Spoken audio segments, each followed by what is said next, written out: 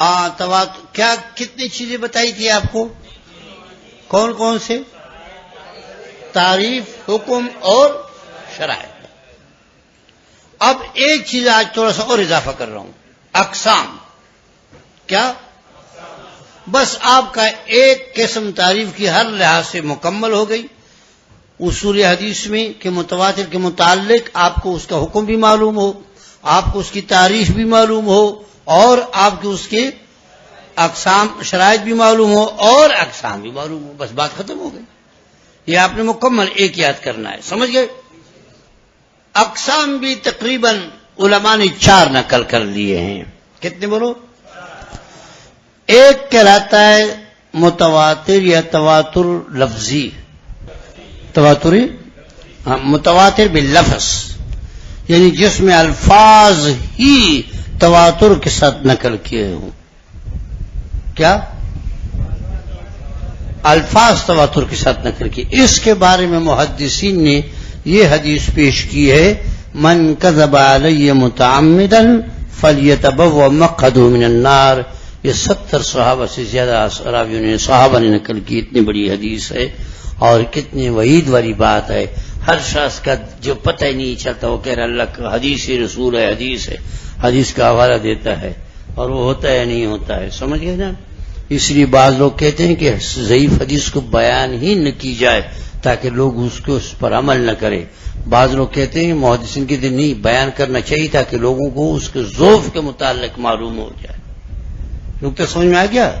اگر ضعیف حدیث لوگوں کو بیان نہ کی جائیں گے تو لوگ حدیث تو نہیں ہوتا، ضعیف منسوب ہوتا ہے اللہ کے رسول کی طرف، لیکن اگر اس کو بیان نہ کی جائے تو لوگوں کو پتہ چلتا ہے کہ یہ کون سی روایت ہے۔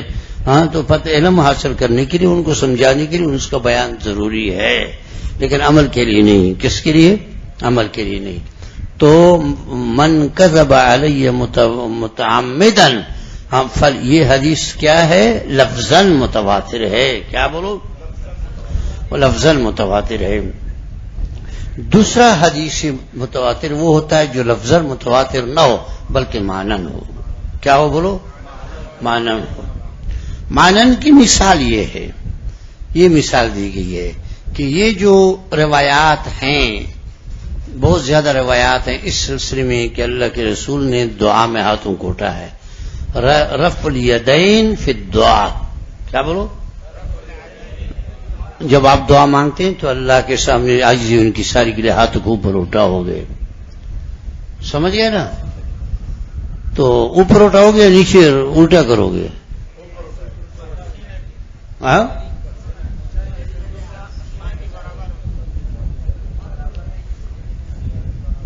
یہ کہاں لکھا ہے سینے کے برابر؟ ہاں، فتوی عالمگیری میں لکھا ہے۔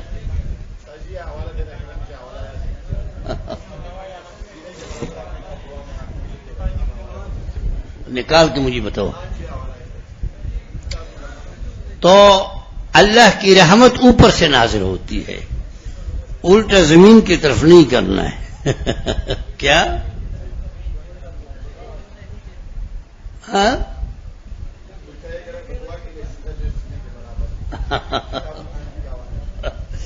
میں یہ کہہ رہا ہوں اٹھانا، اوپر اٹھانا ہے، اس لیے کہ اللہ کی رحمت کیا ہوتا ہے؟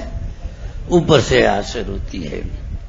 تو اب ایک ایک واقعہ اگر آپ گنتی کرو گے تو ایک ایک واقعہ تو اللہ کے رسول نے اس جگہ دعا کی تو وہ ایک ایک جزء تو متواتر نہیں ہوگا، لیکن ہر عبادت و اکثر جو اللہ کے رسول نے دعا مانگی ہاتھوں کو اٹھایا تو یہ مشترک متواتر بالاشتراک، مشترک معنی جو ہے کہ دعا کے وقت ہاتھوں کو اٹھایا جائے، یہ تواتر کیا ہے؟ متواتر معنوی۔ کیا بولو؟ معنوی کو سمجھ رہے ہو کہ واقعہ یا الفاظ وہ انفراداً متواتر نہیں ہیں، لیکن ان کو جب جمع کیا جائے تو ایک معنی مشترک اس سے تواتر متواتر ہوگا۔ اور جیسے یہاں معنی مشترک رفع الیدین، نہیں سمجھ گئے کیا؟ ہاں، یہ رفع الیدین فی الصلاۃ میں نہیں کہہ رہا ہوں،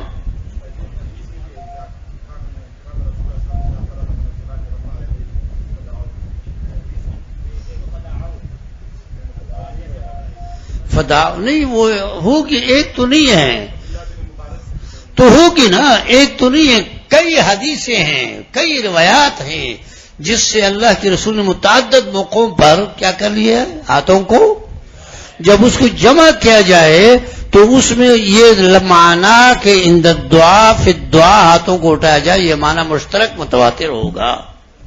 کیا ہوگا؟ سمجھئے بات کو، سمجھ میں آ رہی ہے؟ ایک اشتراک، یہ تواتر باللفظ ہوتا ہے، ایک تواتر بالمعنی ہوتا ہے. تو باللفظ بالمعنی میں فرق ہونا چاہیے. لفظ کا معنی کہ جو کہ تو وہی لفظ متواتر منقول ہو جائے، معنی کا معنی کہ وہ مفہوم اگرچہ الفاظ الگ الگ ہیں لیکن معنی وہی ایک ہے. کتنی قسمیں ہو گئی؟ کون کون سے؟ ایک تواتر لفظی، دوسرا تواتر معنی، تواتر بالطبقہ، تیسرا قسم متواتر بالطبقہ، طا کے ساتھ، یعنی ہر زمانے میں کیا، ہر زمانے میں ہر دور میں ایک نسل نے دوسری نسل سے نقل کیا ہے، جیسے قرآن کریم. بولو کیا نام ہے مولانا؟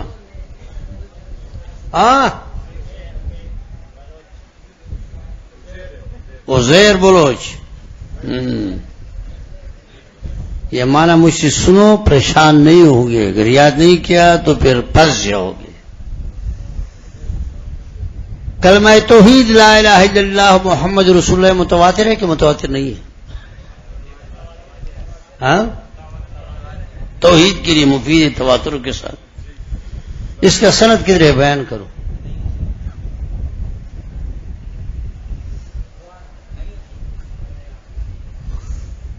کلمہ توحید کا سند بیان کرو.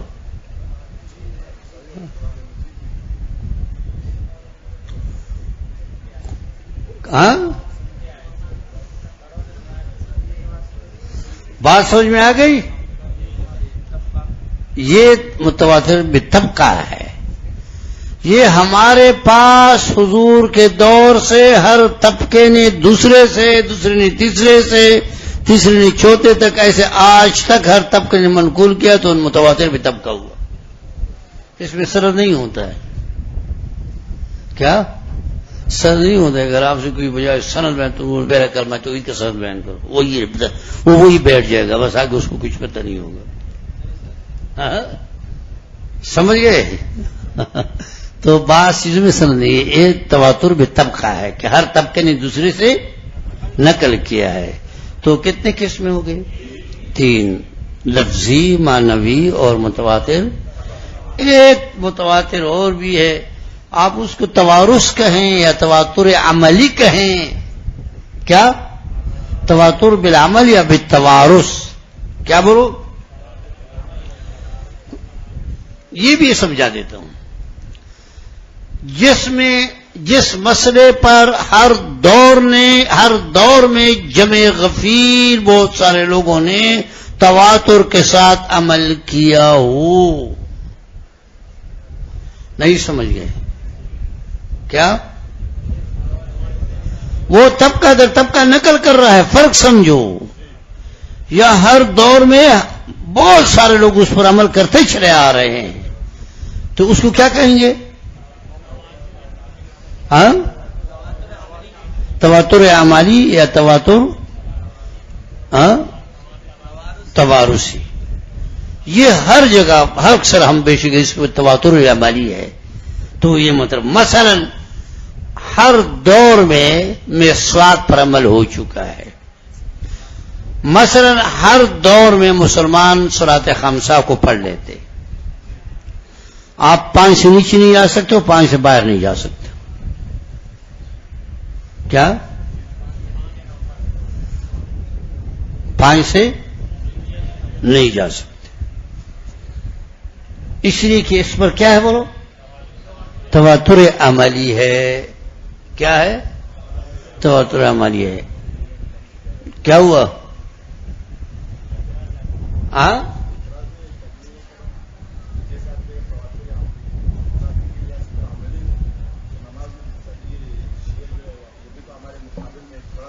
میں نے کہاں تمہارے مقابلے میں بڑھائے؟ جمع غفیر نمازیں تو وہ دو بھی تو نہیں کہتے، وہ تو جمع کر لیتے.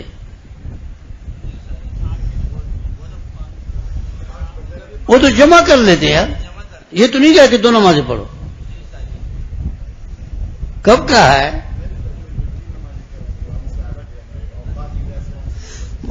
میں نے یہ بتایا کہ 5 نمازوں پر تواتر چلا آ رہا ہے. کتنے پر؟ شیعہ بھی کہتے ہیں، ہم بھی کہتے ہیں. میں نے وقت کی بات تو نہیں کی ہے کہ اس وقت میں، وقت کی بات تو میں نہیں کی. کیا بات کی ہے؟ 5 نمازوں پر تواتر چلا آ رہا ہے. ہر شخص مان لیتے ہیں، مخالف بھی مانتا ہے، ہم بھی. جو سر سے مانتے نہیں وہ تو فقط خرجہ من البین. ہاں وہ تو جمع غفیر میں شامل نہیں ہے. کیا نہیں بولو؟ شامل ہی نہیں ہے. شاذ نادر ایک، اس کا کیا اعتبار ہے؟ کتنے قسمیں ہو گئی؟ اب مولانا متواتر کا کما حقہ باس ختم ہو گیا. ایک قسم 100 کتابیں پڑھی، یہ پڑھی. یہ چیزیں آپ کو سمجھ میں آنا چاہیے. تعریف کی خوب تشریح ہو، اور شرائط کی تشریح ہو، حکم کا تشریح ہو، اور اقسام تشریح ہو. کوئی بات رہے گی مزید؟ ہاں یہ آپ کو آنا چاہیے. اب آگے چلو، تھوڑا کتاب پڑھا رہا ہوں. حافظ صاحب کبھی سن لو کہ وہ کیا کہتے ہیں. مزید کچھ باتیں میں نے رفع الیدین فی الدعاء کہا ہے. وہ تو نماز کی بات ہو رہی ہے. اگر متواتر نہیں مشہور ہے، کیا ہے؟ سمجھ گئے کیا ہے؟ اس لیے شاہ ولی اللہ صاحب نے کہا تھا کہ میں کہاں کہاں تعویل کرتا رہوں گا. رفع الیدین کروں گا، کیوں نہ کروں، کرنا ہے. محدث عبدالحق محدث دہلوی رحمۃ اللہ نے ایک کتاب لے کے آئے. وہ میں نے کہیں پڑھا تو اس نے کہا بس میں تک گیا ہوں. کیا تک گیا ہوں؟ تعویل ہی نہیں کر سکتا، بس عمل کرنا. کیا؟ لیکن میں نے رفع الیدین فی الصلاۃ عند الرکوع و عند القیام من الرکوع نہیں کہا. میں نے کیا کہا؟ پھر تو اب یہ حال ہے آپ لوگوں کا. میں کیا کہتا ہوں کیا تم لوگ سمجھتے ہو؟ ہاں. اور اس کے بارے میں میں نے کہا کہ اس کے بارے میں بہت سارے روایات ہیں. کیا بولو؟ ہاں مشہور ہے جی.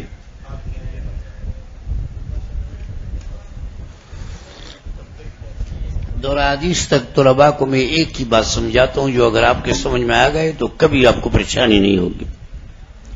اللہ کا فضل ہے. کچھ دلائل میری خصوصیات میں سے ہے. کیا؟ جس کا تعلق صرف کس کے ساتھ ہو؟ ہاں عقل کے ساتھ، معقولات سے. کیا بولو؟ میں سب طلباء کو یہ کہہ رہا ہوں کہ رفع الیدین کی جتنی روایات ہیں اس بات کی، وہ ہمارے دلیلیں ہیں. کیا بولو؟ دلیلیں. چونکہ ہم رفع الیدین کے منکر نہیں ہیں. کیا؟ منکر نہیں. تو جب ہم رفع الیدین کے قائل ہیں تو جن جن روایات میں رفع الیدین کا ذکر ہوگا یا ثبوت ہوگا تو ہماری دلیل ہوگی یا ہمارے مخالف ہو جائے گا؟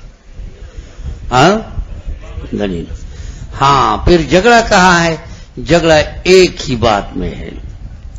وہ یہ کہ ہم کہتے ہیں کہ ترک اولا ہے. کیا؟ وہ کہتے ہیں کہ اہل حدیث کی نہیں ترک ہے ہی نہیں، بس دوام ہے. کیا بولو؟ دوام ہے. یہ نقطہ میں کسی مجلس میں ہم بیٹھے تھے، منظور منگل صاحب تھے، میں تھا، کئی سے گپ شپ لگا رہے تھے. تو میں نے کہا تم سارے اور مناظرے کرا تو کیا فائدہ؟ ایک جواب وہ بہت ان سے کہ یہ تو یہ آپ ہی شخص جیسے بتا سکتا ہے، یہ نقطہ ہر ایک ذہن میں تو نہیں آتا. بہت ان سے. تو سوال یہ ہے کہ اب ہم یہ کہتے ہیں کہ اب ہم نے یہ دیکھنا ہے کہ ترک اولا ہے یا عمل اولا ہے. تو نماز کے حالات چونکہ فعل سے سکون کی طرف تبدیلی ہوئی ہے، ایسا نہیں ہوا کہ پہلے سکون ہو پھر حرکات کی اجازت دیتا رہا ہو. پہلے حرکت ہوتا رہا، رفع بھی ہوتا رہا، باتیں بھی ہوتی رہی، ایک دوسرے کو قرات کی ایک رکعت ہوا ہے، دو ہوا، وہ بھی بتاتا رہا مقتدی. یہ سب کچھ نماز کے اندر جائز. کیا حتی امرنا بالسکوت، سلام کا جواب بھی دینا جائز تھا. یہ سب کچھ تھا نا. تو تبدیلی کہاں سے کہاں آئی؟ سکوت کی طرف آئی. جب حرکت سے سکوت کی طرف آئی تو اب ہم یہ دیکھتے ہیں کہ رفع دین کے بہت سارے روایات ہیں جس سے رفع ثابت ہوتا ہے، لیکن ترک بھی ثابت ہے. کیا ثابت ہے؟ تو دوام ثابت نہیں ہوا. کیا نہیں ہوا؟ دوام اس کو کہتے ہیں کہ ایک جزیہ بھی مخالف نہ ہو. تو اب اہل حدیث حضرات سے یہ کہہ دیں کہ اب ہم رفع دین شروع کرتے ہیں، لیکن آپ دوام ثابت کریں. کیا دوام ثابت کریں؟ دوام کا مطلب یہ ہوگا کہ ایک جگہ بھی ترک ثابت نہ ہو. ایک جگہ بھی ترک ثابت ہوا تو کیا ہوا؟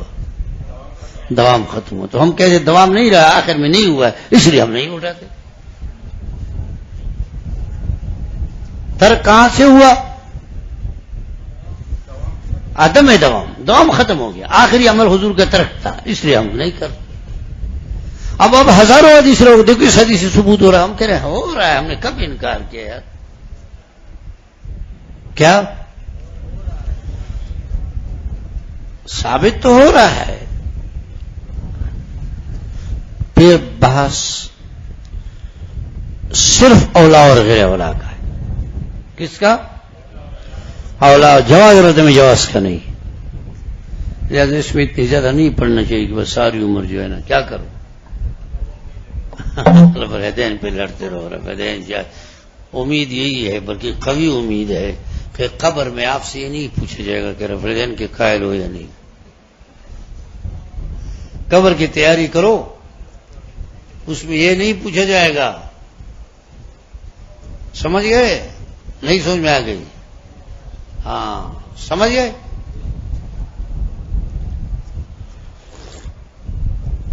رفع الیدین کا میں نے دعا کا کہا تھا، یہ نہیں کہا تھا، وہ بھی حل ہو گیا. چلو سبق کہاں سے ہے؟ یہ بات ختم ہو گیا. صفحہ بتاؤ.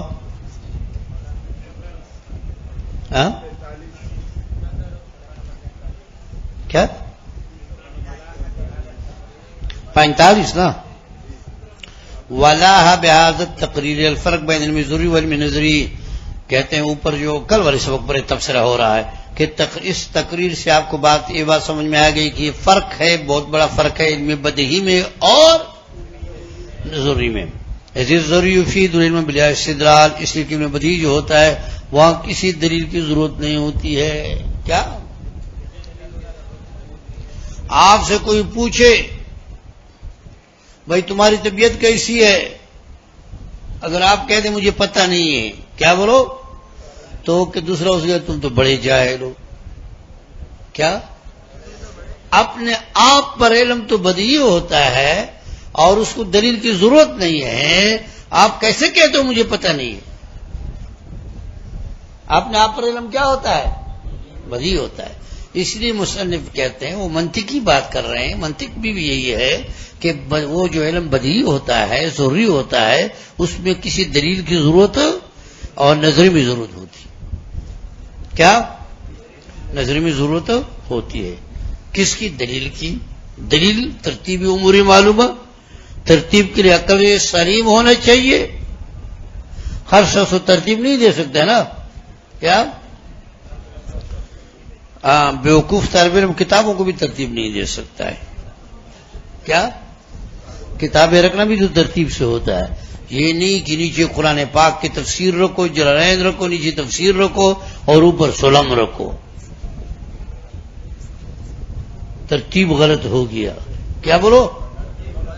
ترتیب. ایسے تبلیغ والوں سے بھی اکثر و بیشتر ترتیب غلط ہوتا ہے. جب ان سے پوچھتے کیا کرو، کہہ رہے ترتیب غلط ہو گیا. کیا ہو گیا؟ ترتیب کے لیے کیا چاہیے؟ ہاں علم ہونا چاہیے، عقل سلیم ہونا چاہیے. تو کہتے والنظر یفیدہ، نظری جو ہوتا ہے وہ بھی علم یقین کا فائدہ دیتا ہے، لیکن مال استدلال الافادہ، مگر دلیل کے ساتھ. کیا بولو؟ دلیل فائدے کا ہوگا.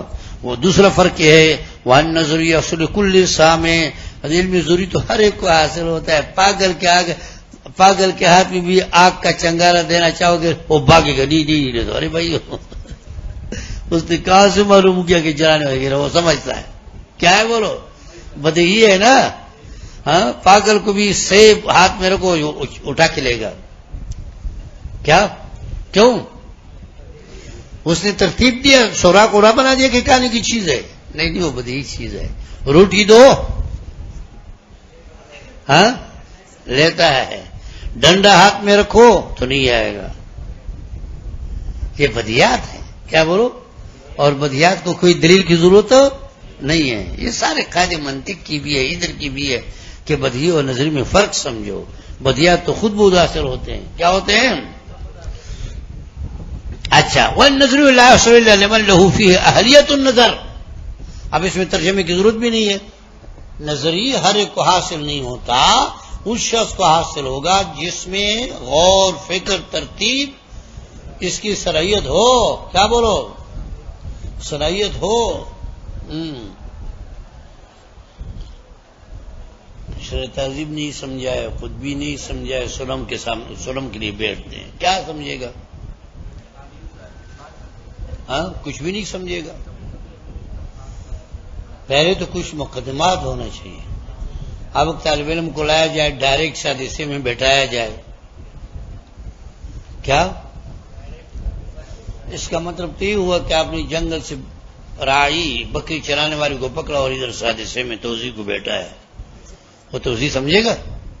ہاں، یہ ترتیب ہے. ترتیب علماء دیوبند نے ترتیب رکھا تھا اور وہ بالمشاہدہ عالم بنتے جا رہے ہیں.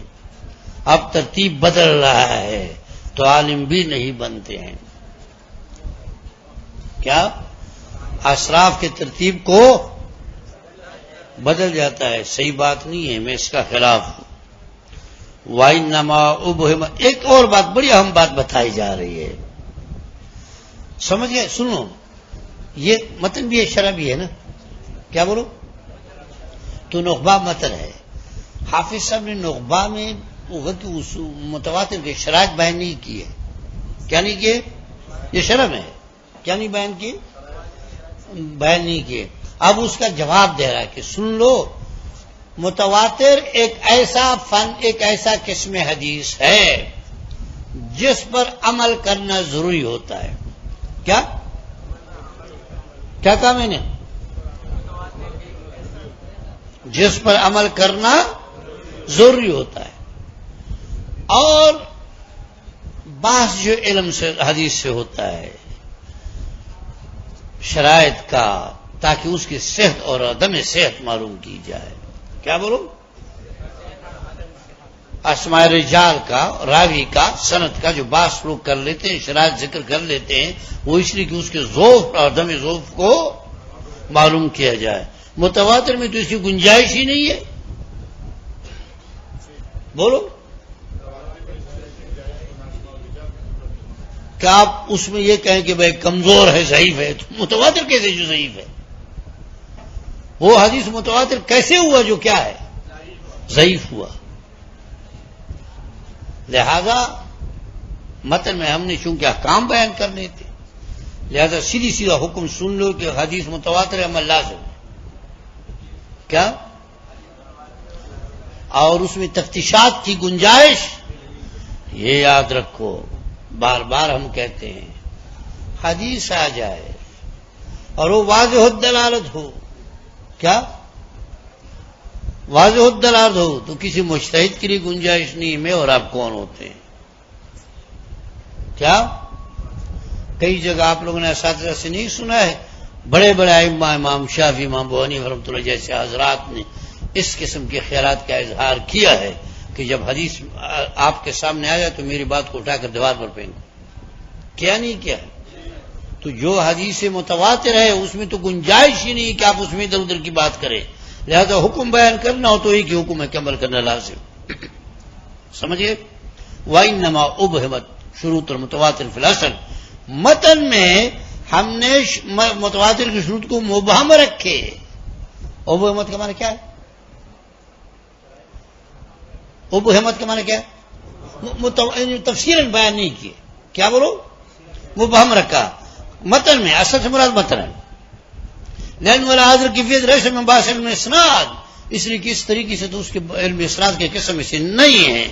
ذیل علم اسناد یا بصفی صحت الحدیث و ذوفی، اس لیے کہ علم اسناد میں تو اس سے بات کی جاتی ہے کہ حدیث کو دیکھا جائے کہ کمزور ہے یا صحیح ہے، اس لیے بات ہم کر لیتے ہیں. یوم ربی، تاکہ اگر صحیح حدیث ہو تو عمل اس پہ کی جائے یا چھوڑ دیا جائے اگر وہ حدیث ضعیف ہے، اس لیے کہ رجال کمزور ہے یا ادا اس کا صحیح نہیں ہے. ٹھیک ہے نا؟ صیغ الادا کمزوری کہاں سے آتی ہے؟ یا رجالوں میں آتا ہے یا اس کے صیغوں میں آتا ہے. تو اس لیے ہم بات کرتے ہیں تاکہ اس کی صحیح اور غیر صحیح کو معلوم کرے نا. اور متواتر میں تو گنجائش نہیں ہے، تو ضرورت کیا ہے ان کو ذکر کرنا. والمتواتر لا یبحث عن رجالہ، کہتے متواتر میں رجال سے بحث کی گنجائش نہیں، بلکہ ایک ہی بات یاد رکھو. کون سی بات؟ بل یجب الامر بہ من غیر بحث، یعنی قانون یاد کرو. کیا کہا؟ متواتر میں بغیر کسی بحث تردد شک کے اس پر عمل کرنا لازم ہے. آپ سمجھ گئے؟ اچھا بس نہیں پورا کرتا ہوں. ہاں تھوڑا سا پڑھا آسان ہے، چھتے ذکر ابن صلاح نے یہ ذکر کیا کہ مثال متواتر جو ہے نا، اس سے تفسیر کی بنا پر تو یقین کم ہے. یعنی جتنے سخت شرائط کس کے لیے رکھے گئے؟ متواتر کے لیے، تو یقین اس کے وجود کم ہے. یا وجود ہو کیا مانا؟ وجود اس کا کم ہے. الا یدعی ذلک، مگر ایک حدیث ایسا ہے جس کا دعویٰ کیا جا سکتا ہے، وہ میں نے آپ کو زبانی بتایا تھا. کون سی حدیث؟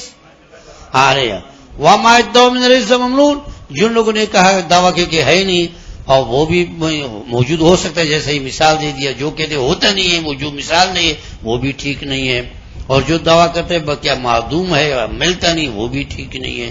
لأن شان قلت الاطلاع على قصة طرق واحوال الرجال والصفات المقتضية لبعض العادت.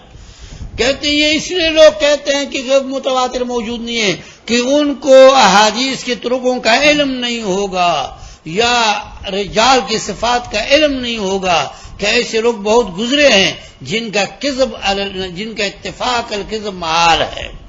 کیا بولوں؟ ارے بھائی 70 صحابہ اگر ایک بات پر اتفاق کرے تو آپ کیا بولو گے؟ جھوٹے سچ ہے.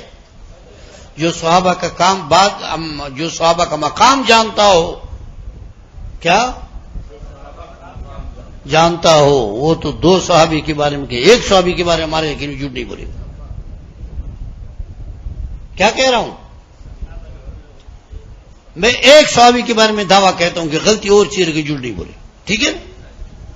تو جہاں 70 صحابہ ہو جائے تو کہتے جو لوگ، بڑی پیاری بات کی صاحب میں، کہ جو لوگ کہتے ہیں کہ متواتر کا وجود نہیں، اصل میں ان کو اسناد کے طرق معلوم نہیں ہے. کیا نہیں بولو؟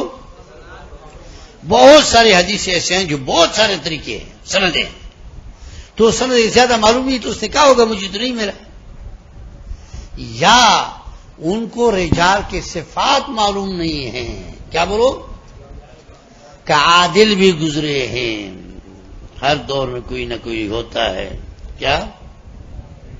میں ابھی وہاں بیٹھا زبیر صاحب کے پاس، ویسے وہ اس کا تفسیر تھا ادھر ہمارے کتب خانے، وہ مولانا مودودی صاحب کا تفہیم القرآن کا مخفف تھوڑا چھپا ہے بہت، وہ ادھر لائبریری میں میں نے اٹھایا. میں نے کہا یہ کس کا ہے؟ تو کل پرسوں اس پر ایک صحافی ہے قلم لکھتا ہے، تو پاکستان کے بڑوں پر ایک قلم لکھا تھا، کئی لوگوں کا نام تھا، تو اس میں اچھے انداز سے اس کا بھی بیان ہوتا. ہمارے بھی بال کڑے ہو گئے کہ بھائی کیسے لوگ گزرے ہیں، ہم جس کو کیا سمجھتے ہیں اندر سے وہ اللہ ہی بہتر جانتا ہے کیسے ہوگا. تو اس نے لکھا تھا، وہ صحابی بہت پرانا، خورشید نام ہے، کیا نام ہے، بیان اکثر دیتا ہے. تو کہہ رہا مولانا مودودی صاحب کا نام لیا اور کہنے لگے کہ اس بندے کے ساتھ ہی میں رہا ہوں، قریب رہا ہوں، تو قریب سے دیکھا ہے کہ یکم تاریخ کو کہاں کہاں یتیم اور بیواؤں کو پیسے پہنچاتے تھے اور گھر والوں میں تاکید کرتے تھے کہ کسی کو پتہ ہی نہ چلے. سمجھ گئے؟ نئی بات سمجھ میں آ گئی. یعنی جو نیکی کرتے تھے لوگوں کو یکم تاریخ کو بیوہ اور یتیموں کو کیا پہنچاتے تھے؟ راشن وغیرہ پہنچاتے تھے، تو گھر والوں کو بھی پتہ نہیں کرنے دے کہ کسی کو پتہ بھی نہ چلے. تو کوئی شخص کسی لحاظ سے اچھا ہوگا، کسی لحاظ سے اس میں کمی ہوگی، قبولیت تو اللہ کے پاس ہے. کس کے پاس ہے؟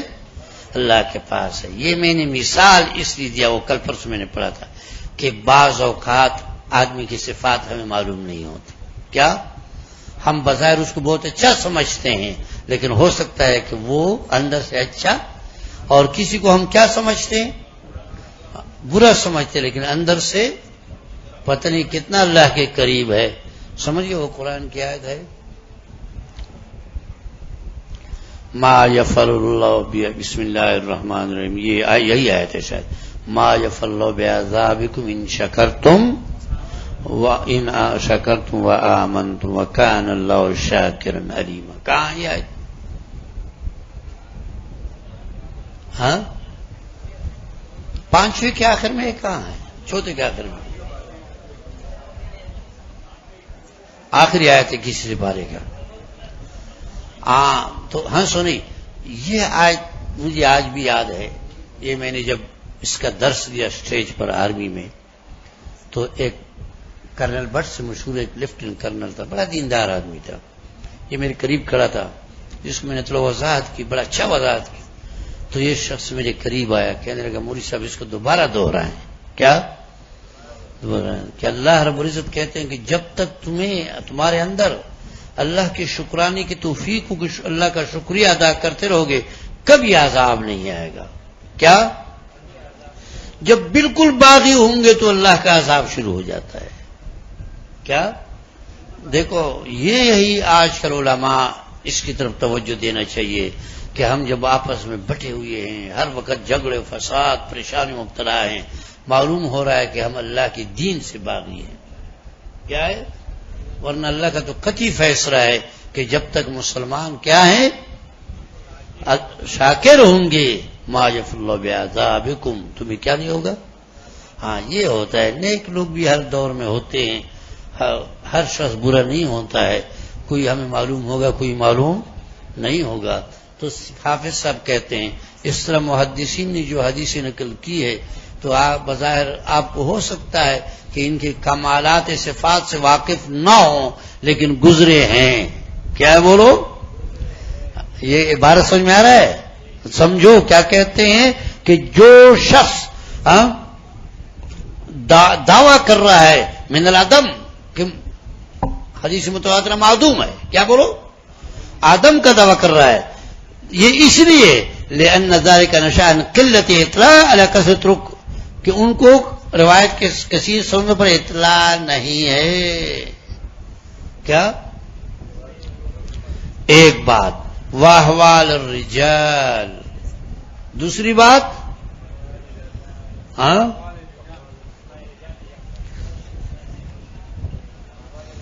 احوال الرجال سے تو ہم بالکل بے خبر ہیں، کوئی شک نہیں ہے.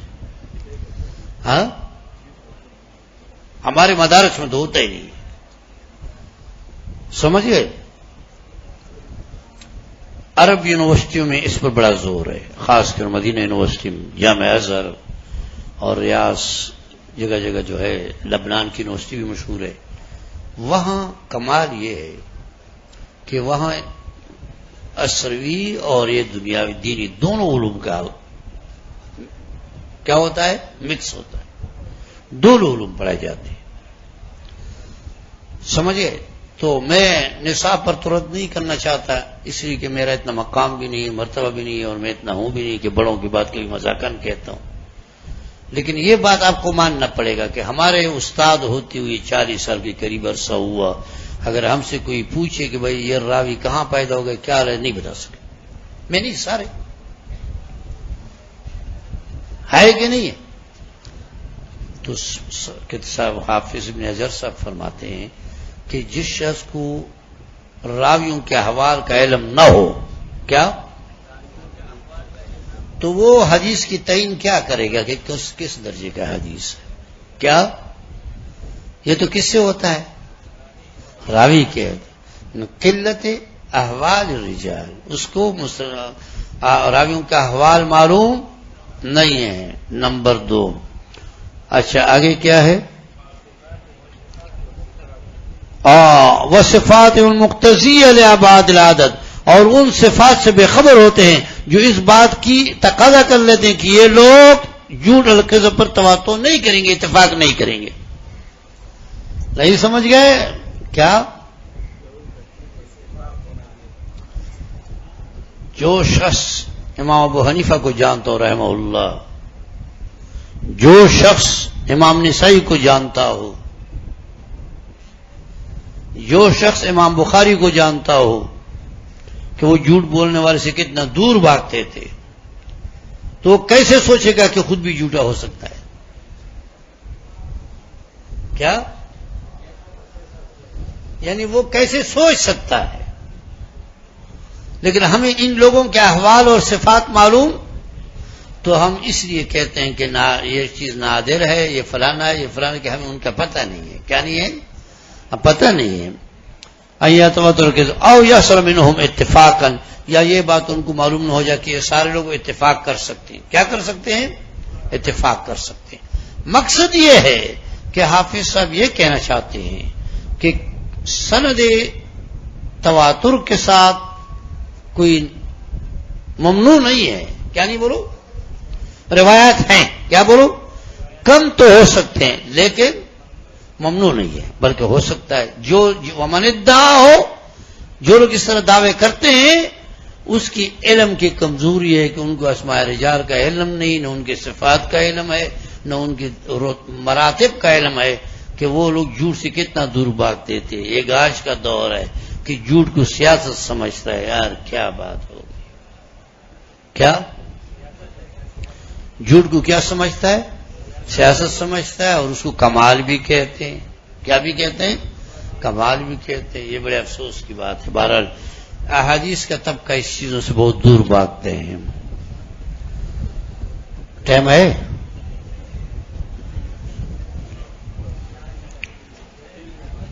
ہاں کوئی بات نہیں، بعد میں کون آتا ہے؟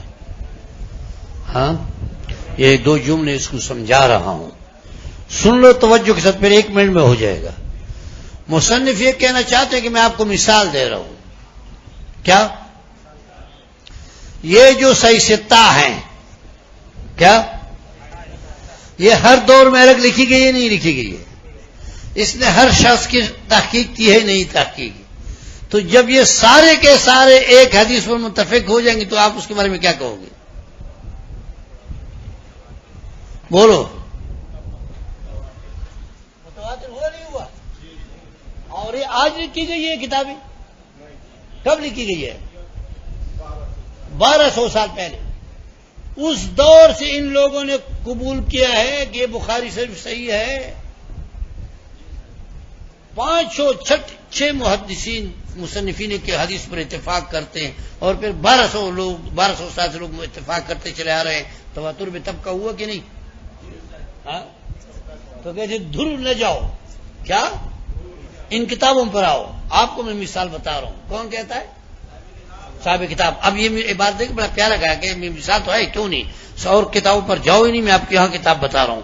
وَمِنْ أَحْسَنِ مَا يُقَرُّ بِهِ قَوْلٌ مُتَوَاتِرٌ مَوْجُودًا، اور بہترین دلیل جس سے ثابت ہو سکتا ہے کہ متواتر موجود ہے اور احادیث زیادہ ہیں کہ وہ کتب مشہورہ جو متبادل بین اہل علم شرقاً و غربا، جو ہر طرف پڑھائے جاتے ہیں. کون سی کتابیں؟ صحیح ستہ، ہر ایک آدمی جانتا ہے. المقطوع عندہم، ان پر قطعیت کے ساتھ یہ بات ثابت ہے کہ اس کا نسبت مصنف کی طرف صحیح ہے. بخاری شریف کس کی لکھی ہوئی ہے؟ محمد اسماعیل. کبھی کوئی اس ماننے کے لیے تیار ہے کہ بخاری محمد اسماعیل صاحب کی نہیں ہے؟ یہ کس نے لکھی ہے؟ امام محمد نے لکھی. کوئی ماننے کے لیے تیار ہے؟ ہاں تو نسبت بھی ہر مصنف کی طرف تواتر کے ساتھ ثابت ہے. کیا بولو؟ کیا چیز؟ اجتماعت علی اخراج حدیث، جب اس میں یہ سب متفق ہو جائیں کسی حدیث پر اور اس کی تعداد طرق پر، تو یقیناً عادت ان کو محال سمجھے گا کہ 6 بڑے محدثین نے کسی کاذب حدیث کو صحیح کہا ہے، یہ عقل مانتا ہے؟ ہاں، تو کہہ رہے نہیں، ہو جائے گا آخر جھوٹ. فافاد علم یقینی، تو یقینی طور پر یہ علم اس کا یقینی ہوگا اور ہر شخص کو قائل کرے گا. کیا کرے گا بولو؟ وَمِثْلُ ذَلِكَ فِي الْكُتُبِ الْمَشْهُورِ كَثِيرٌ. ایک نہیں بہت سارے حدیثیں آپ کے سامنے آئے گی جس پر سب کا کیا ہے؟ اتفاق ہے اور اس کو صحیح قرار دیا ہے. اور پھر وہ اس نے تو اپنے دور میں لوگوں کو منوایا اور وہ لوگ طبقہ در طبقہ نقل کرتے رہے. اس شور متواتر کیا چاہتے ہو؟ ثابت ہوا نہیں ثابت ہوا؟ بس متواتر کے سارے ابعاد گزر گئے. جو خلاصہ میں نے بتایا کہ وہ آپ اب ایک صفحے پر لکھ کر اس کو یاد کرو. کتنی چیزیں ہوگی؟ 4. آپ سے کوئی پوچھے حدیث تواتر موجود؟ بہت سارے موجود. ایک تو عبارتان اس سے من کا دباؤ نقل کیا، اور دوسرا یہ مثال دی کتابوں کی بڑی اچھی. ہاں، یہ تواتر موجود ہے. بس